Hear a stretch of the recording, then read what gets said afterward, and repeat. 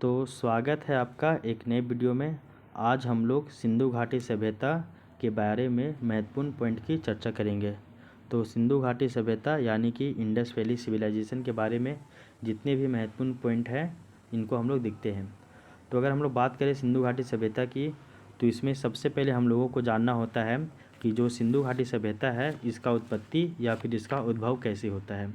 हम सभी को पता है कि ये सभ्यता जो है वो लगभग भारत और पाकिस्तान और अफ़गानिस्तान वाले क्षेत्रों में ये फैला हुआ था। तो इस सभ्यता का उत्पत्ति कैसे हुआ, इसका विकास कैसे हुआ, इसके बारे में हम लोग पहला पॉइंट जानते हैं। सेकेंड नंबर पॉइंट की बात करें तो उसमें हम लोग पढ़ते हैं हड़प्पा सभ्यता में उत्पन्न विवाद के कारण। तो अगर हम लोग हड़प्पा सभ्यता में देखें तो विवाद के कारण जो है वो 2-3 कारण बनते हैं, इनको हम लोग सॉल्व करने का प्रयास करते हैं।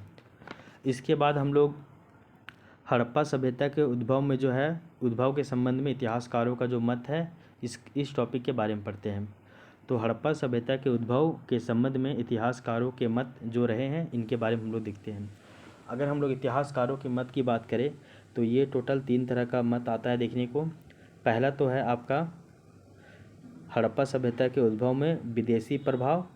तो हम लोग हड़प्पा सभ्यता के उद्भव में विदेशी प्रभाव के बारे में पढ़ते हैं कि ये जो सभ्यता का उद्भव हुआ है इस सभ्यता के उद्भव में विदेशी प्रभाव जो है वो बहुत बड़ा रोल निभाता है।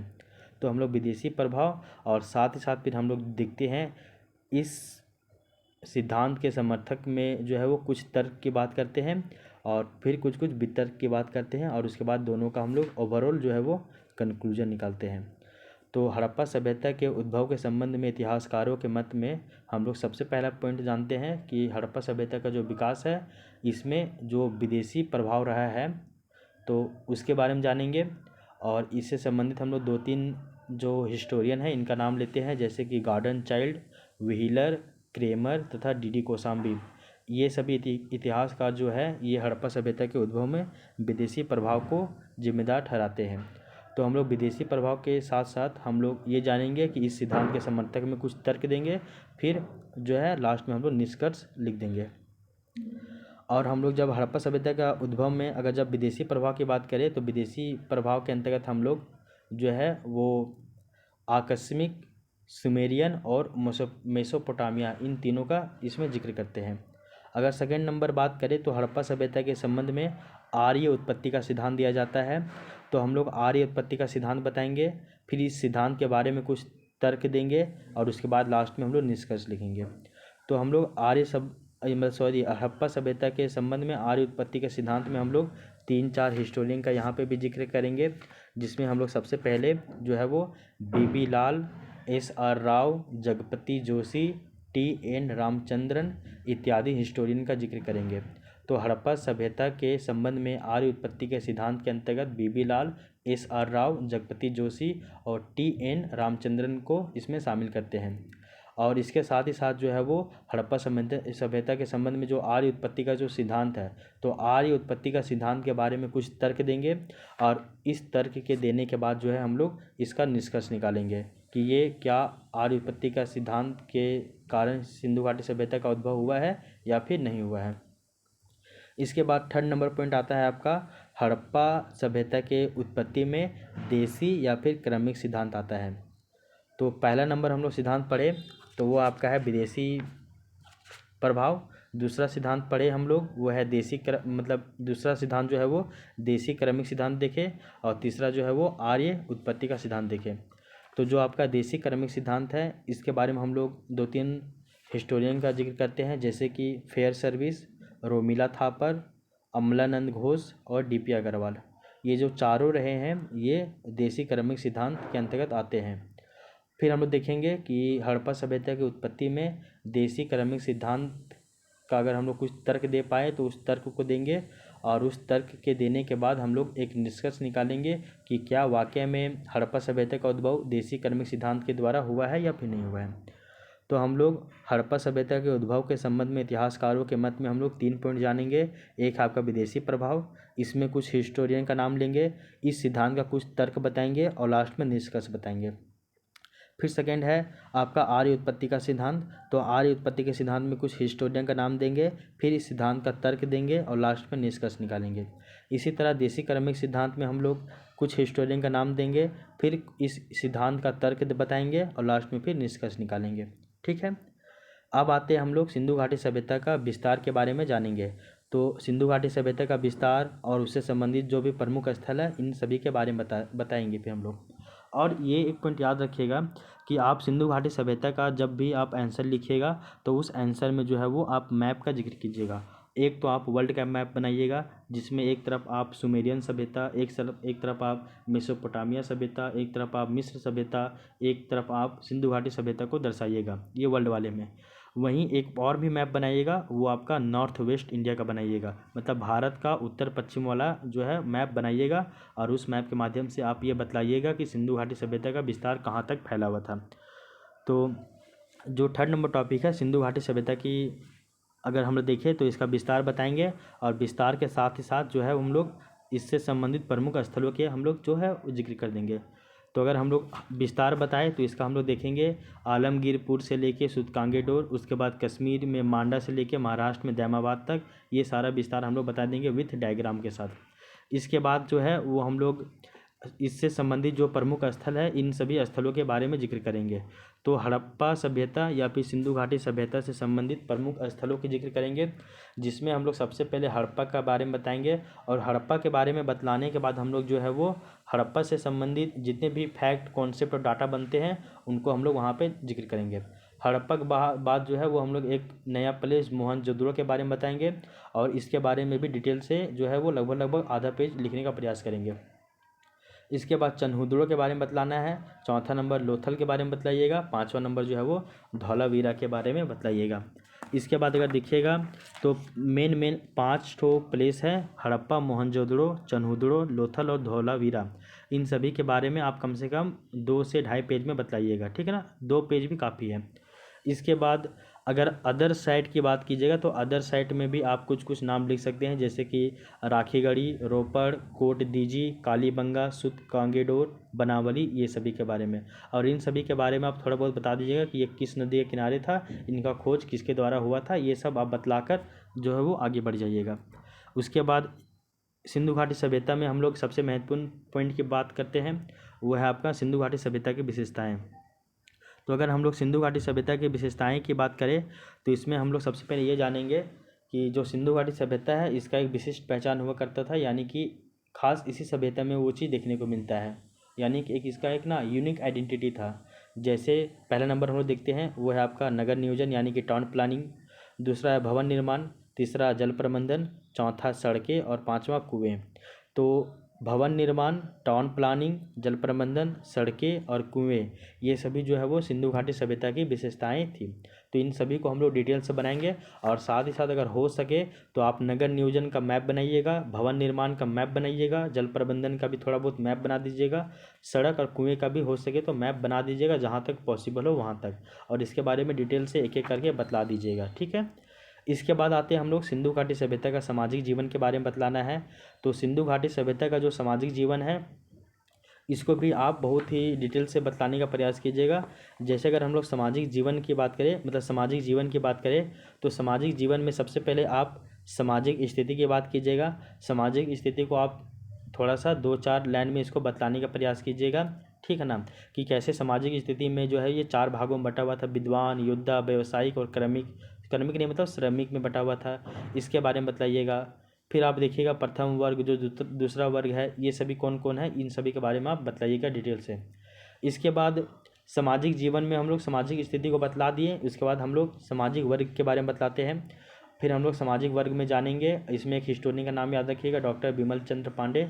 तो सामाजिक वर्ग जो है वो डॉक्टर बिमल चंद्र पांडे के अनुसार बांटा गया था और वो हम लोग देखेंगे कि इसमें कई सारे वर्ग थे, जैसे कि पुजारी वर्ग, आपका ज्योतिषी वर्ग, जादूगर, वैद्य इत्यादि, ये सब हम लोग जानेंगे और इनके बारे में डिटेल से हम लोग बताएंगे।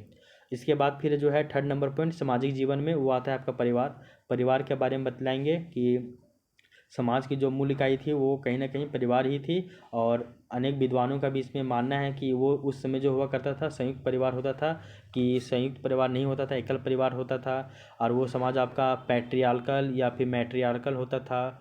नारी का मूर्ति वहाँ ज़्यादा मिलता है तो उससे क्या वहाँ पता चलता है क्या नहीं, इन सभी के बारे में हम लोग परिवार वाले टॉपिक में ही जिक्र करते हैं। ठीक है।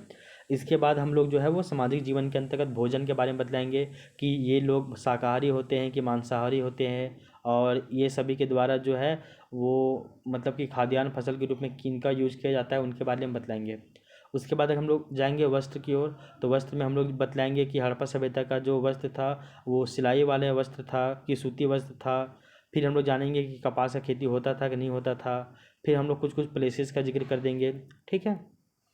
वस्त्र के बाद जो है वो हम लोग श्रृंगार की ओर जाएंगे कि देखेंगे कि यहाँ पे जो श्रृंगार का स्तर कैसा था। यहाँ पे हम लोग देखते हैं कई सारा जो है वो शेविंग किट यानी कि उस तरह देखने को मिलता है। पुरुष जो है वो दाढ़ी और मूछ रखते थे, और कुछ कुछ लोग जो है सिर भी मुंडवाए रखते थे। फिर यहाँ पे हम लोग देखेंगे कि काजल, सुरमा, पाउडर ये सभी का जिक्र था या कहीं नहीं है, ये सभी की देखेंगे हम लोग। फिर महिलाओं में जो है महिलाओं को केश विन्यास यानी कि जोड़ा बांधने का शौक़ था। ये सब कुछ कुछ पॉइंट हम लोग बता देंगे श्रृंगार के बारे में। इसके बाद हम लोग जानते हैं कि आभूषण के बारे में बतलाएंगे। आभूषण के बारे में बताया जाएगा कि मेल और फीमेल ये दोनों हैं जो आभूषणों का शौक़ रखते थे। ये कई सारे का हार, कंगन, अंगूठी इत्यादि ये सभी आभूषण धारण करते थे। इसके अलावा हम लोग भी देखेंगे कि आभूषण में इन लोग हड्डी का, मिट्टी का बना आभूषण, फिर की और आपका जो सोना या चांदी का यूज करते थे, ये सभी के बारे में हम लोग जानेंगे। इसके बाद सामाजिक जीवन के अंतर्गत हम लोग स्त्रियों की दशा के बारे में जानेंगे कि जो सिंधु घाटी सभ्यता की जो महिलाएं थी वो पर्दा प्रथा में रहती थी, उनको धार्मिक अनुष्ठान में भाग लिया जाता था या नहीं दिया जाता था, ये सभी के बारे में जानेंगे। इनको मातृ देवी कहा जाता है, क्यों कहा जाता था, महिला की स्थिति कैसा था, इन सभी के बारे में हम लोग जानेंगे। इसके अलावा सामाजिक जीवन में हम लोग मनोरंजन के साधन देखते हैं। मनोरंजन के साधन में हम लोग जो है वो पढ़ना होता है कि ये लोग अपना मनोरंजन के लिए क्या क्या जो है वो प्रयोग करते थे। तो इसमें कई सारा खेल वगैरह का भी जिक्र होता है, उसके बारे में भी इसमें हम लोग जानते हैं। इसके अलावा हम लोग सामाजिक जीवन के अंतर्गत हम लोग यातायात का साधन के बारे में पढ़ते हैं। तो हम लोग ये जानते हैं कि उस समय सड़कें कैसी होती थी, उस समय जो रोड कैसा होता था, उस समय जो है हड़प्पा सभ्यता में कई सारा तांबा के वाहन मिलते हैं, कई सारा जो है वो बैलगाड़ी के अवशेष देखने को मिलते हैं, ये सभी के बारे में जानिएगा। साथ ही साथ गोदीवारा में बंदरगाह प्राप्त होता है, तो क्या वो लोग जो है वो यातायात कैसे करते थे, इनके बारे में भी हम लोगों को और भी जानकारी मिलता है। इसके बाद अगर देखिएगा आप तो पाइएगा कि इसमें सिंधु घाटी सभ्यता का सामाजिक जीवन के अंतर्गत जो औषधियाँ हैं, औषधियाँ का भी जिक्र होता है। तो इसमें बताया जाता है कि सिंधु घाटी के जो लोग हैं वो मतलब कि कई सारा जड़ी बूटी से भी इन लोग मतलब परिचित थे। इन लोग शिलाजीत और नीम का पत्तियों का विभिन्न रोगों में इन लोग यूज करते थे। इन सभी के बारे में जानिएगा डिटेल से। इसके बाद हम लोग औजार और उपकरण के बारे में पढ़ते हैं। तो हम लोग औजार और उपकरण में हम लोग जानते हैं कि जो बहुत सारा अस्त्र शस्त्र औजार मिलते हैं, बहुत सारा कटार, धनुष, भाला, परशु, तलवार इत्यादि देखने को मिलता है। कुल्हाड़ी, बर्छा, बाँसुली, आरा ये सब भी मिलता है, और ये सभी का जो निर्माण है वो कहीं ना कहीं वो आपका कांसा से ही देखने को मिलता है। इसके बाद हम लोग जो है वो हड़प्पा सभ्यता के बारे में जानेंगे कि इन लोगों का घरेलू सामान में किन का यूज होता था, इन लोग यातायात में करने में किन का यूज करते थे, इन लोग व्यापार करने में किन का यूज करते थे, इन सभी के बारे में हम लोग देखेंगे औजार और उपकरण में। इसके बाद हम लोग सिंधु घाटी सभ्यता का सामाजिक जीवन के अंतर्गत हम लोग अंतिम संस्कार के बारे में पढ़ते हैं कि जो मृतक लोग होते हैं इन लोगों को शवों को जलाना जाता है, या फिर जो इन लोग का जो अंत्येष्टि प्रक्रिया होता है ये किस तरह का होता है। हम लोग कई सारा 3 कक्षों वाला कब्रिस्तान देखते हैं जिसको R37 कहते हैं। इसके अलावा हम लोग कहीं कहीं देखते हैं कि आंशिक आपका है समाधान, कहीं पे पूर्ण समाधान, ये सब देखते हैं। तो इन सभी के बारे में डिटेल से हम लोग पढ़ते हैं अंतिम संस्कार के अंतर्गत। फिर अंतिम संस्कार का कहीं कहीं अपवाद भी है, कहीं पे साउथ से ईस्ट में दर्शाया जाता था, कहीं पे ईस्ट से वेस्ट में, कहीं पे जो है वो वेस्ट से ईस्ट में, ये सभी जो है इनके बारे में हम लोग देखते हैं।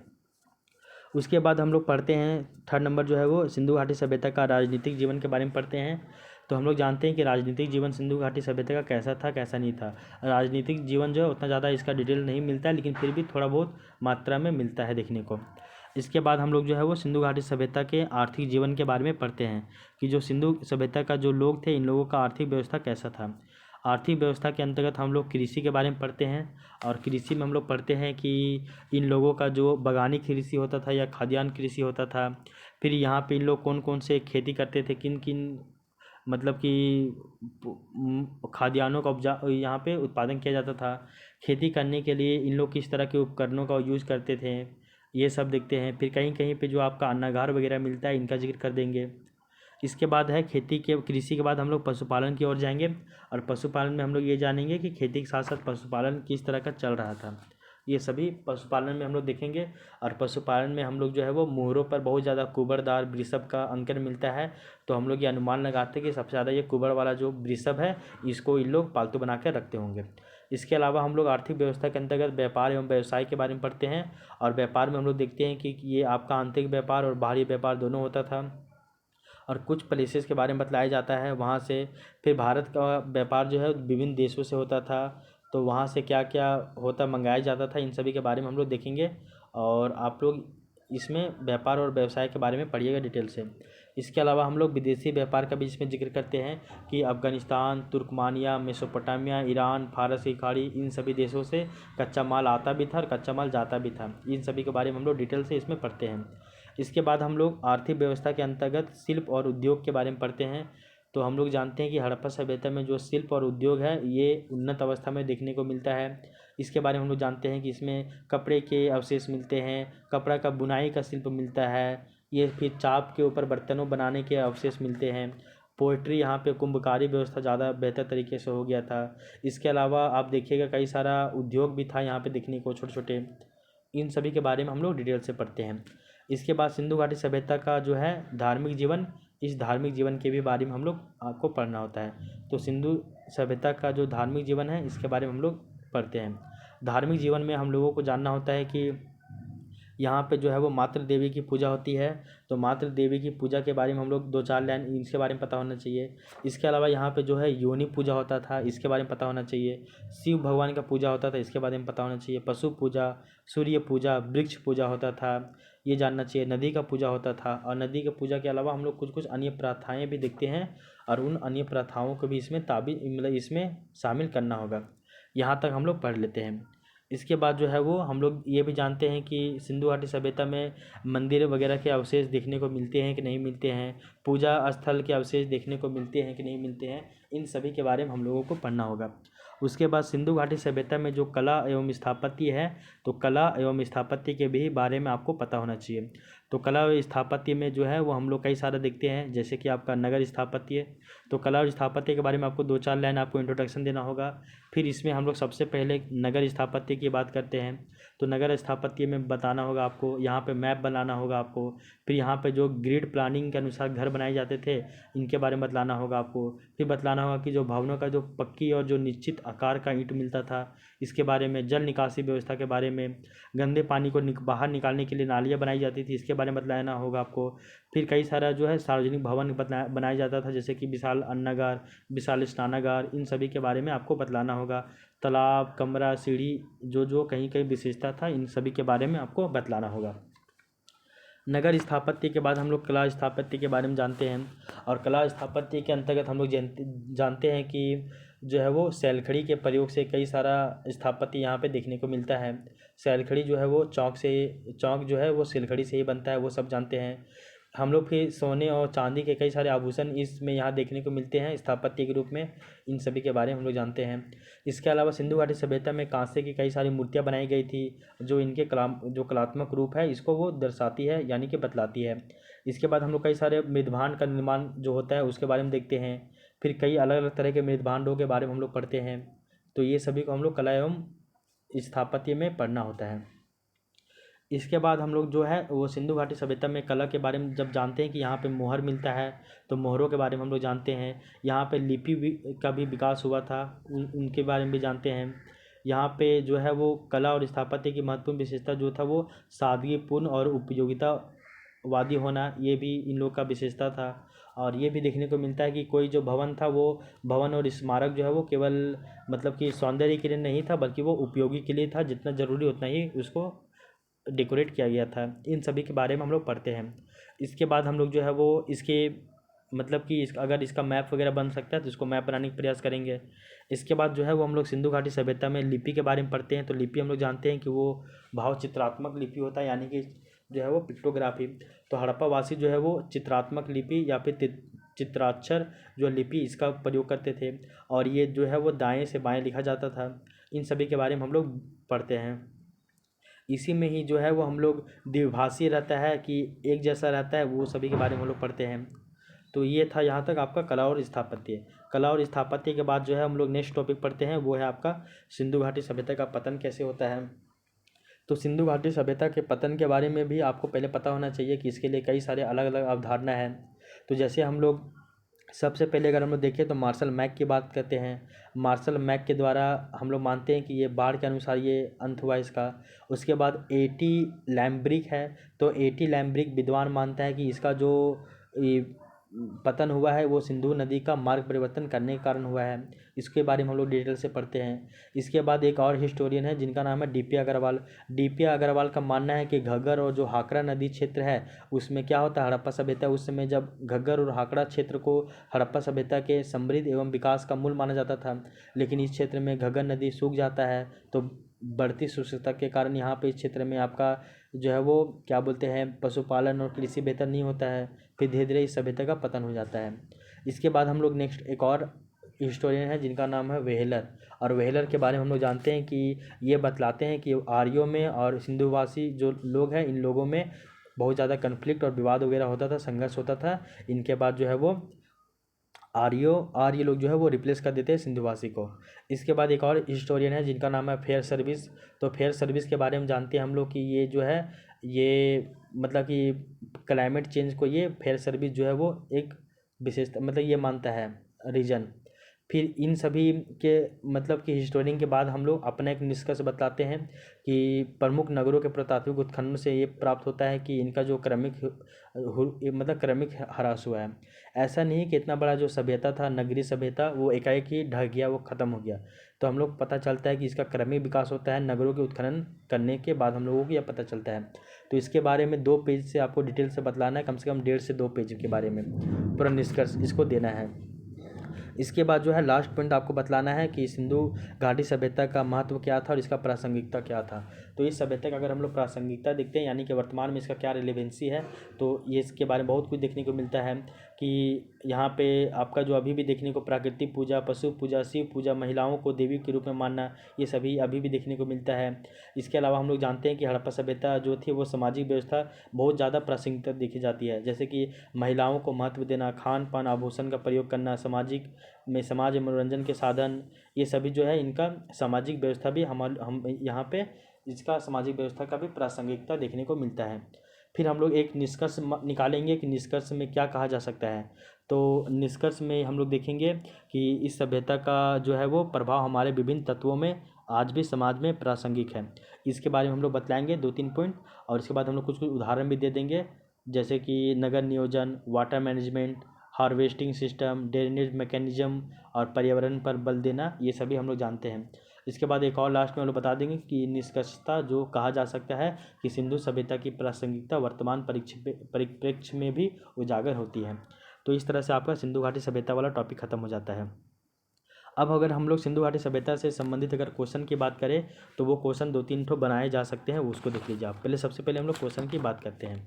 तो क्वेश्चन के अंतर्गत हम लोग जो है वो पहला क्वेश्चन की बात करें तो वो आता है कि हड़प्पा सभ्यता के उद्भव से संबंधित विभिन्न सिद्धांत का आलोचनात्मक परीक्षण कीजिए। तो जो 3 गो सिद्धांत बताए थे आपको, एक है आपका देशी सिद्धांत, देशी क्रमिक उत्थान का सिद्धांत, एक है आपका आर्यों का आगमन का जो सिद्धांत बताए थे, 3 सिद्धांत बताया गया था ना, उन तीनों सिद्धांत के बारे में बात देखिए। एक तो बताया गया था कि विदेशी सभ्यता का प्रभाव, फिर बताया गया था देशी क्रमिक उत्पत्ति का सिद्धांत, फिर आर्य उत्पत्ति का सिद्धांत। इन तीनों सिद्धांत के बारे में यहाँ पे आलोचनात्मक परीक्षण करना है आपको, ठीक है। इसके बाद अगर एक और क्वेश्चन की बात करें तो वो क्वेश्चन आपका बनता है कि सिंधु घाटी सभ्यता के उद्भव एवं पतन के कारणों को स्पष्ट कीजिए तथा इसकी विभिन्न विशेषताओं को बतलाइए। इस पॉइंट के बारे में बतलाना होगा। फिर नेक्स्ट क्वेश्चन बन सकता है इसमें कि हड़प्पा सभ्यता के नगर नियोजन व्यवस्था को बताइए और क्या आप यह मानते हैं कि वर्तमान समय में नगरों के निर्माण में हड़प्पा सभ्यता के नगर नियोजन की भूमिका महत्वपूर्ण है, इसके बारे में बतलाना होगा। एक और क्वेश्चन बन सकता है कि सिंधु सभ्यता की सामाजिक धार्मिक व्यवस्थाओं को स्पष्ट करते हुए वर्तमान समय में इसकी प्रासंगिकता को बतलाना है।